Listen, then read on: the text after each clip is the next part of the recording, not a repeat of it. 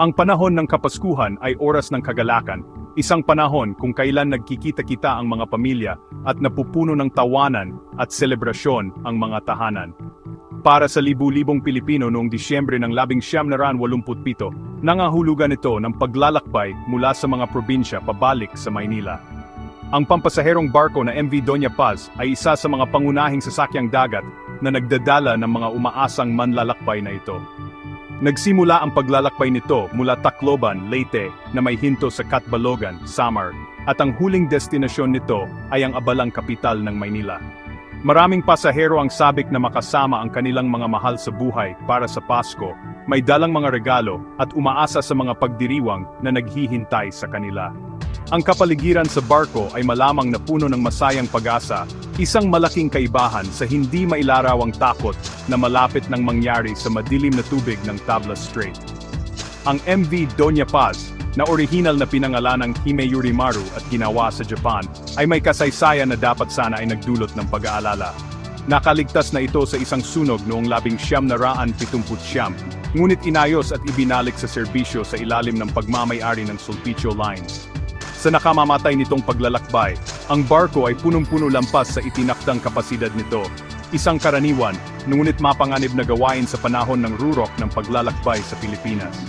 Ang mga pamilya ay nagsiksikan sa bawat bakanteng espasyo, na maraming pasahero ang walang opisyal na tiket, at sa makatuwid ay hindi nakalista sa opisyal na manifest.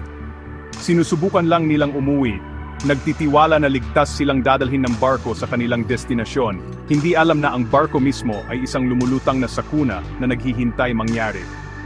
Habang lumalalim ang gabi ng Disyembre 20, 1987, karamihan sa mga pasahero ay nagpahinga na para sa gabi.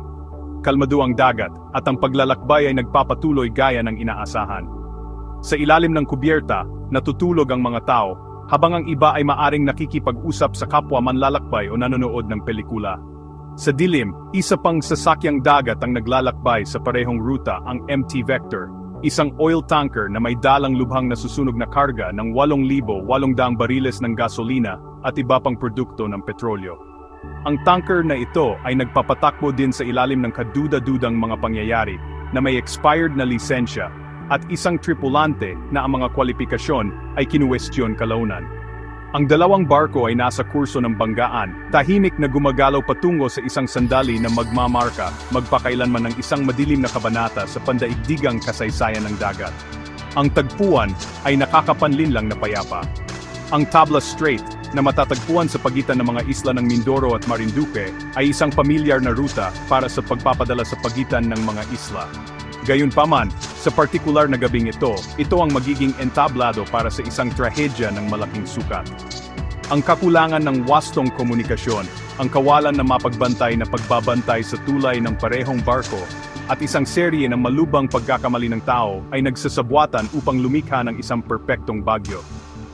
Ang mga pasahero ng Doña Paz, na nababalot sa kanilang mga pangarap ng isang masayang muling pagsasama sa Pasko, ay ganap na walang kamalayan sa nalalapit na sakuna na ilang sandali na lamang ang layo mula sa pagwasak sa kanilang buhay at pagpapalit sa kalmadong dagat sa isang naglalablablab na impyerno.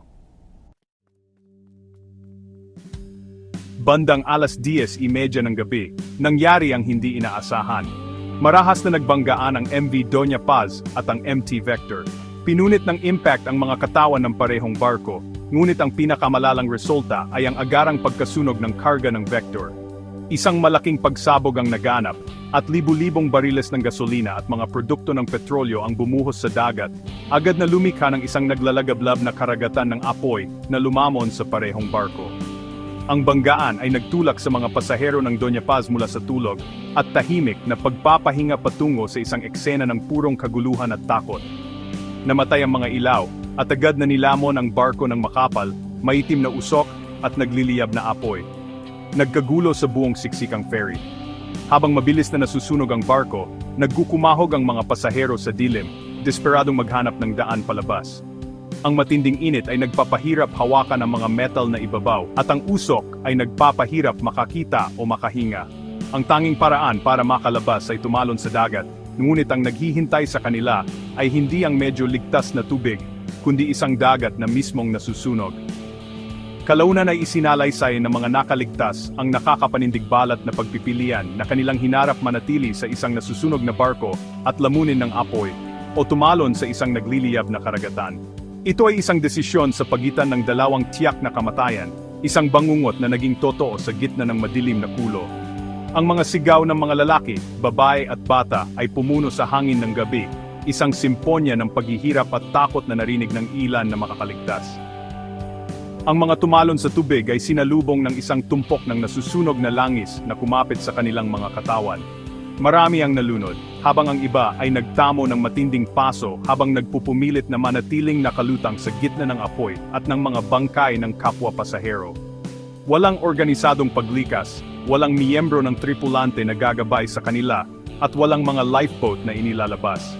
Ito ay isang eksena ng ganap na kaguluhan kung saan ang bawat individual ay iniwan upang ipagtanggol ang kanilang sarili sa isang desperado, at para sa karamihan, walang saysay na pakikipaglaban para mabuhay.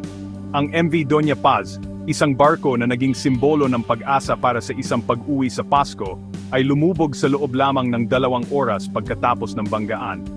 Sumunod ang MT Vector, lumubog sa ilalim ng mga alon mga 2 oras pagkatapos nito. Sa loob ng 8 mahabang oras, hindi man lang alam ng mga awtoridad sa dagat na nangyari ang sakuna. Walang distress signal na ipinadala mula sa alinmang barko. Nagsimula lamang ang mga operasyon ng pagsagip pagkatapos ng 8 oras, matagal na matapos mawala ang mga barko sa kailaliman, at ang apoy sa ibabaw ng dagat ay kumitil ng halos lahat ng biktima nito. Pagdating ng tulong, ang Tablas Strait ay isang tahimik, malungkot na libingan. Ang investigasyon na sumunod sa trahedya ay nagbunyag ng nakakagulat na antas ng kapabayaan at kawalang bahala sa kaligtasan na direktang nagdulot ng malaking pagkawala ng buhay. Isa sa pinakamalaking issue ay ang MV Doña Paz ay lubang sobra ang karga. Habang ang opisyal na kapasidad nito ay nakalista bilang 1,500, 18 na pasahero at tripulante, tinatayang mahigit 4,000 tao ang nakasakay. Ang dami ng tao sa holiday ay nangangahulugang walang pakundangan ng pagbebenta ng tiket, na maraming pasahero ang hindi man lang lumalabas sa opisyal na manifest. Ang matinding siksikan na ito ay hindi lamang nagpahirap sa barko na maging matatag, kundi ginawa rin itong bitag ng kamatayan ng sumiklab ang apoy, dahil ang mga daanan palabas ay barado ng mga nagpapanik na tao. Ang lisensya ng barko upang makapagpatakbo ay naiulat din na expired na, isang malinaw na paglabag na dapat sana ay pumigil dito sa paglalayag. Nagpalala pa sa problema ang hindi mapapatawad na kawalan ng kakayahan ng mga tripulante. Ayon sa opisyal na investigasyon ng Philippine Coast Guard, ang mga pangunahing opisyal ay wala sa kanilang mga puwesto nang maganap ang banggaan. Sa halip na ang kapitan at mga senior officer ang nagbabantay sa tulay, isang apprentice lamang ang naiulat na nagbabantay. Ang mga salaysay ng mga nakaligtas at ang sumunod na investigasyon ay nagpinta ng isang nakakapanindigbalat na larawan. Ang kapitan ay di umano'y nasa kanyang cabin na nanonood ng pelikula sa kanyang Betamax player, habang ang iba pang senior crew members ay sinasabing umiinom ng beer o nanonood ng telebisyon sa recreation room.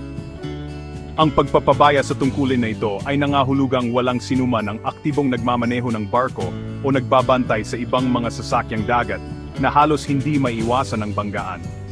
Kahit na may kakayahan ng mga tripulante, ang magagamit na kagamitan sa kaligtasan ay nakakalungkot na hindi maabot. Nagpatoo ang mga nakaligtas na ang mga locker na naglalaman ng mga life vest ay nakakandado.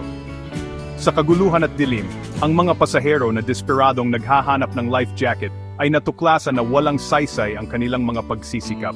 Hindi nila maabot ang mismong kagamitan na sana ay nakapagligtas ng kanilang buhay. Ang isang detalyeng ito ay nagsasabi ng marami tungkol sa kultura ng kaligtasan o kakulangan nito sa barko ng Doña Paz. Ang kaligtasan ay hindi prioridad. Ito ay isang afterthought.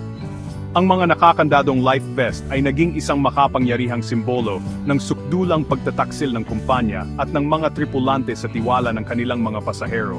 Ang MT Vector ay natuklasang pantay, kung hindi man mas, may kasalanan. Ang tanker ay nagpapatakbo ng walang wastong lisensya at itinuring na hindi karapat-dapat sa paglalayag. Ang mga tripulante nito ay hindi sapat ang kwalifikasyon at ang kagamitan nito sa pagpipiloto ay naiulat na depekto. Ang Korte Suprema ng Pilipinas ay magpapasiya kalaunan na ang mga may-ari ng MT Vector ang pangunahing may kasalanan sa hindi nito karapat-dapat na kalagayan sa paglalayag. Gayunpaman, ang pinagsamang kapabayaan ng parehong barko ay lumikha ng mga kondisyon para sa sakuna. Ito ay isang trahedya na nagmula sa isang serye ng mga pagkabigo, mula sa kasakiman ng korporasyon na nagbigay prioridad sa kita kaysa sa mga tao, hanggang sa individual na irresponsibilidad ng mga tripulante na naglayag sa mga barkong iyon sa pinakamadilim na kabanata ng kasaysayan ng dagat. Kapag iniisip ng mga tao ang mga sakuna sa dagat, ang pangalan na madalas na pumapasok sa isip ay ang RMS Titanic na lumubog noong 1912 na may pagkawala ng humigit kumulang 1,517 na buhay. Ito ay isang trahedya na nagulat sa mundo at naimmortalisa sa mga libro at pelikula. Gayunpaman, ang paglubog ng MV Doña Paz ay nagresulta sa bilang ng mga namatay na mas malaki kaysa sa Titanic. Mahirap kumpirmahin ang mga opisyal na numero dahil sa mga pasaherong hindi nakalista, ngunit ang mga konserbatibong pagtatantya ay naglalagay ng bilang ng mga namatay sa 4,386. 26 na nakaligtas lamang ang opisyal na natagpuan, 24 mula sa Doña Paz at 2 mula sa Vector, na kinuha mula sa madulas na tubig. Marami ang may matinding paso at lahat ay may malalim na psikolohikal na sugat. Ang laki ng pagkawala ay halos hindi maintindihan. Ang resulta ng trahedya ng Doña Paz ay isang pambansang trauma para sa Pilipinas.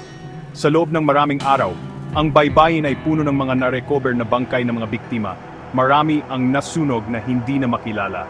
Dumagsa ang mga pamilya sa Maynila, desperadong umaasa na matagpuan ang kanilang mga mahal sa buhay sa ilang nakaligtas, o kung hindi man, upang makilala ang kanilang mga labi. Ang proseso ay masakit dahil hindi mapagkakatiwalaan ang manifest at maraming bangkay ang hindi makilala. Ang ilang nakaligtas ay nagkuwento ng mga nakakapanindig balat na karanasan ng pagtalon sa dagat ng apoy, ng pagkapit sa mga lumulutang na bangkay upang manatiling nakalutang, at ng panood sa mga kaibigan at pamilya na matay sa pinakanakakapanindig balat na paraan na may isip. Ang kanilang mga patoo ay nagpinta ng isang matingkad, nakakapanindig balat na larawan ng impyernong kanilang pinagdaanan. Ang pangyayaring ito ay may nakakatakot na pagkilala bilang pinakamalalang trahedya sa dagat sa panahon ng kapayapaan sa naitalang kasaysayan. Hindi tulad ng Titanic, na bumangga sa isang iceberg, ang sakuna ng Doña Paz ay ganap na gawa ng tao, isang direktang resulta ng kasakiman ng korporasyon, pagkabigo sa regulasyon, at matinding kapabayaan ng tao. Ang trahedya ay nagbunyag ng malalim na problema sa loob ng industriya ng dagat ng Pilipinas, mula sa maluwag na pagpapatupad ng kaligtasan hanggang sa karaniwang gawain ng sobrang karga ng mga sasakyang dagat.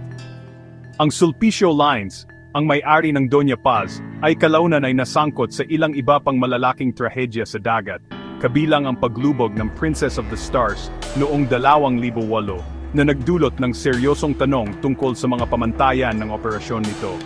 Pagkalipas ng mga dekada, ang alaala ng MV Doña Paz ay nagsisilbing isang masakit, ngunit kinakailangang paalala sa halaga ng tao ng kapabayaan. Noong 2019, ang mga labi ng Doña Paz at ng Vector ay sa wakas ay natagpuan sa ilalim ng dagat ng Tablas Strait, na nagbigay ng isang uri ng pagsasara sa isang kuwento na matagal nang nababalot sa dilim. Habang ang Titanic ay nananatiling isang paksa ng pandaigdigang pagkahumaling, ang kuwento ng Doña Paz, isang mas malaking trahedya sa mga tuntunin ng nawalang buhay ng tao, ay isang patunay sa pagdurusa ng libu-libong ordinaryong Pilipino, na ang paglalakbay sa Pasko pauwi ay naging isang paglalakbay sa isang nagliliyab na kailaliman. Ang kanilang kuwento ay hindi dapat kalimutan.